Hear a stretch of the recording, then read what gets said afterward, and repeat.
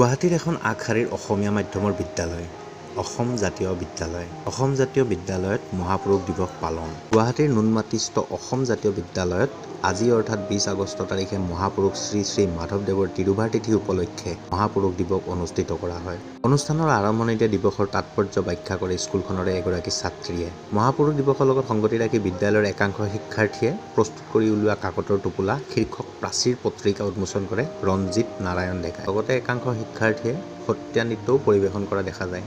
উক্ত অনুষ্ঠানতে বিদ্যালয়খনৰ শিক্ষক শিক্ষাৰ্থীসকলে পৰিৱেশন কৰা নাম প্ৰসংগই ছাত্ৰ ছাত্ৰীসকলৰ মাজত বেছ আমোদ তথা আপ্লুত কৰে। তাৰ লগতে এটা কথা ক'বই লাগিব, মহাপুৰুষসকলৰ জন্ম মৃত্যু তিথিবোৰত বিদ্যালয়সমূহ বন্ধ দিয়াৰ কি যুক্তি আছে। তাৰ পৰিৱৰ্তে উক্ত দিনা অসম জাতীয় বিদ্যালয়ৰ দৰে অন্যসমূহ বিদ্যালয়ও খোলা ৰাখি মহাপুৰুষসকলৰ বিষয়ে কিছু কথা শিকিবলৈ সুবিধা কৰি দিয়ক। আজি অসম জাতীয় বিদ্যালয় ধন্যবাদৰ পাত্ৰ।